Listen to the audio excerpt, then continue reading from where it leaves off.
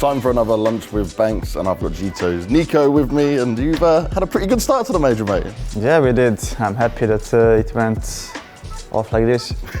Definitely, especially after recent results. Let's grab some food, right? We'll have a deeper chat about it all. Let's get it.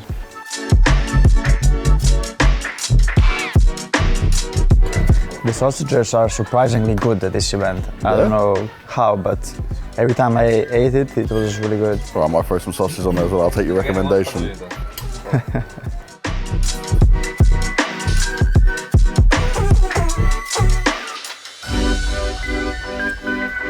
we're heading over there, yeah? Oh yes, let's see. Right, so food's secure. It is. It's my breakfast, but it's okay. It's the lunchtime. It's okay. That's all right, you know. Got to stay on the schedule that the games are on for sure. Yeah, it's a bit rough. We had the first games every day. Yeah. And we kept the schedule always like, you know, waking up at 8, 9, and now the game is at 8 p.m. So we need to adjust. Now let's talk about this major coming into it. Did you guys feel, and maybe especially you feel, like extra pressure because you've been performing, but still the results haven't quite been there for the team, right? There have been these struggles. I think we felt pressure. I think every team felt pressure. It's the major, you know. We didn't have one in a while, so I think it's normal to feel the pressure. But we didn't really think about the results that we had previously, all the struggle that we had, because it's the major in the end. Like, it's the most important event of the whole CS time. You know, we never had bigger prize pool. We didn't have major for 2 years. The pressure is there, but we are just here to fight, and whatever happens, happens. But I just want to see my team fighting and giving everything for each other, and so far it's been going good. One part which you said that I found interesting was about the pressure from the community. Obviously, being the player you are and being one of the best players in the world for a long time, you get blamed and you get a lot of criticism for things which is no one actually has factual information on, right?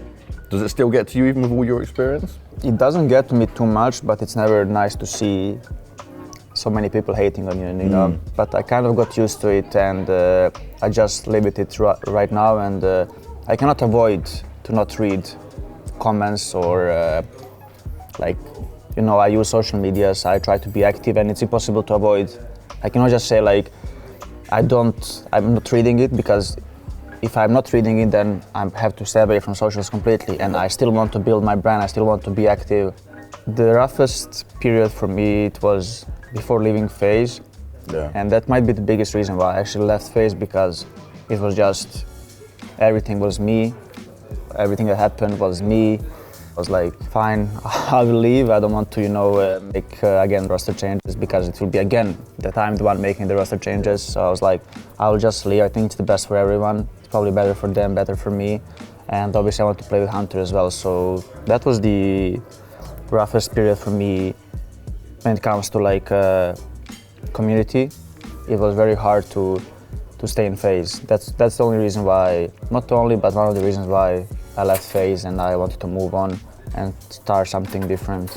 You know, get a lot of hate, like we removed Kenny and I'm the one who kicked him, you know, or whatever happens, you know, somehow it's still me doing the mistake. Even when I perform the best, then I make my teammates look bad, you know. It's like, you can't win. I don't know, I cannot, I don't want to, I'm not here to please anyone, but cannot be always me to blame for it. It's impossible.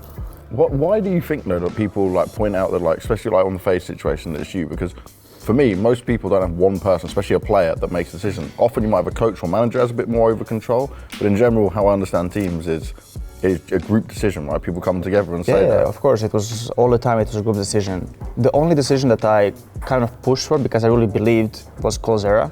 Okay. That's the only decision that I really You guys had a good relationship before you joined FaZe, exactly, anyway, right? Yeah. We had a good relationship, and obviously he was one of the best players in the world.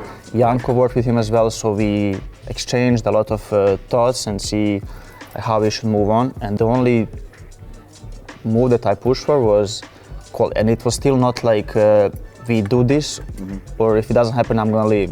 It was never like that, you know. I explained myself, and they also understood why I want to bring Cold. You know, he was still very good at that time, and so that's the only like move that I can say that I pushed. But other than that, it was like we always almost take votes, you know, to what or who we want to bring, and I think it's like that in every organization, or if not, like for here in G2, for example, everything that comes to changing something in the team, it's the management and coaching staff that is involved in. Like players can give their thoughts, but they are the ones who decides everything. So that's how it works in every organization, and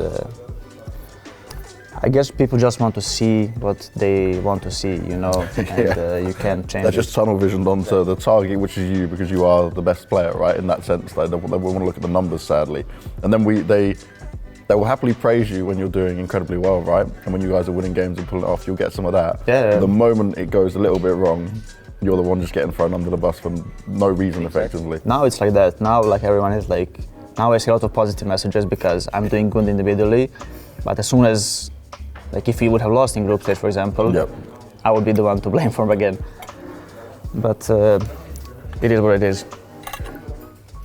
Now let's talk about the good stuff though, right? That you're putting you and Hunter together finally, waiting for it to happen. In terms of your relationship before this, right? I've seen the pictures, I've read the stories and heard about it, but did you ever think it was going to be actually possible? Like, did you see it as a move where, because you were obviously so far ahead compared to where he was, and it took a long time for him to catch up. Did you at one point even think like, this maybe not happen? No, for sure we knew it was possible. As soon as I actually saw that he really has a good potential, when he really proved himself was at this major, the last major, Berlin major, yeah. So that's the major he proved. And maybe I regret not taking, for example, him and NiKo into FaZe, because they were a good duo and NiKo was IGL. Maybe I regret that, but after that point I knew that we will play together. Cool. And it was just a matter of time, and I always thought personally that I will bring him to FaZe. And then after everything happened, I decided to leave FaZe, and then we just saw what options we have. And basically I just got here because they had already set team, they had already decent results, spots secured, everything was ready. I just come in and we play all the best tournaments, which was a big plus at the time, and so that's how it all went down. And what's G2 like as an organisation for you compared to other organisations? Because I'd say that in at least esports terms, I know FaZe as a brand is bigger, but in esports terms, G2 seems to be right at the very top. G2 is very organised when it comes to a lot of things, and I think they work their ass off to get there, For them it's not, every organisation is working their ass off, but for example FaZe, they find a different income, while G2 is, you see them recording all the time, pleasing the sponsors, for like pushing the players to record, that's the reason why G2 is so much ahead when it comes to content of everyone. So, and also just the CS in general, at least I just talk about this department like of CS, and they are very well organized, and I think it should be that way, that like management staff and coaching staff, they are the ones who, decide a lot of things, and they decide the direction you want to take. Yeah. It should not be the players. So G2 is, they always have manager with us, coach talking to manager. So it's a lot different in G2 than it was in FaZe, for example. Now, I also want to go into a bit of just how your role in the team is working right now. Because what I hear from Malik is like you help out a bit more on the CT side. Obviously, NiKo is IGL. But how are you guys building this relationship up to make sure everyone has a voice and that you guys can perform to the level you want? So basically, not from the start when I joined, because it was still very early, but like my positions on CT side requires me to move the most. While NiKo is an anchor, so he's not the one who sees what's happening on all over the map, and I'm the one who is moving a lot. So I'm the one who, I'm not IGL or CT side, but I'm just like giving directions and saying like if we should do push or not, and trying to read the game a bit more, because I see more. Now I settled in already, and I know the role, and I know what my job is in the team, and I just focus on myself, and I don't think the reason why he calls something, for example, I try to understand why he's calling, but now I'm just like, he calls it and I try to kill, and that's it. So that's how we work right now. Okay, and so far, at least here at the major, right, it's going good. But when you guys have reviewed the games you've had so far, what do you make of it? You still seeing some of these mistakes that need to be cleared up? You learn the most from the losses, but what's also very important, you learn from the games that you win as well. If you want to, push yourself all the time, which Astralis was really good at, and Navi is good at, even when they're winning a lot, they still find a way for improvement. And that's how it should be, and that's what we are trying to do as well. What you do before the event, that's your preparation. Here, you are just to do what you practiced and maybe switch some small things, and that's it.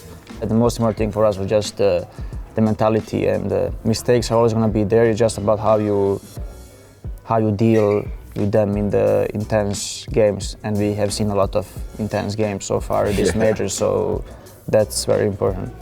Now you're a man who's definitely used to the arenas, but what are you talking about with the other guys? Who's like Nexa and Hunter? Is there something you can tell them to get ready for? Is it impossible to prepare them? I think there's nothing to really say until you feel it yourself or until you see it yourself. So it's hard. I cannot tell them anything basically, especially now, like we play NIP, the crowd is going to be on their side all the time, and I tell them like it can be a very nice feeling to shut them down, even though they're going to be cheering for them. But if you start winning against them, that's like you grow as well, and you want to keep them silent. You want to beat them even more, and that's the only thing I can tell them. Nothing crazy. If you do win though against NIP, right, you are going to be the bad guy once again, NiKo. It's okay. Then I'll take it. I accept this one. When you're looking at NIP, how confident do you feel going up against them? Because I would say their Copenhagen Flames game yesterday was a bit scrappy on Ancient, but they still seem to have quite a lot of holes in it. Like even Rez right now, he doesn't seem to be able to find his form at all. It's kind of devices in there. Linus could definitely clutch, but he's very inexperienced. So do you feel like you've got a really good shot? I think we have a good shot. I don't think they're playing the CS they played at IM Fall, for example. I think they're playing a little bit, not worse, but maybe more shaky. I think 3 of their players are almost in bottom 10, 15. So that's a good sign for us, for sure, especially going into the crowd.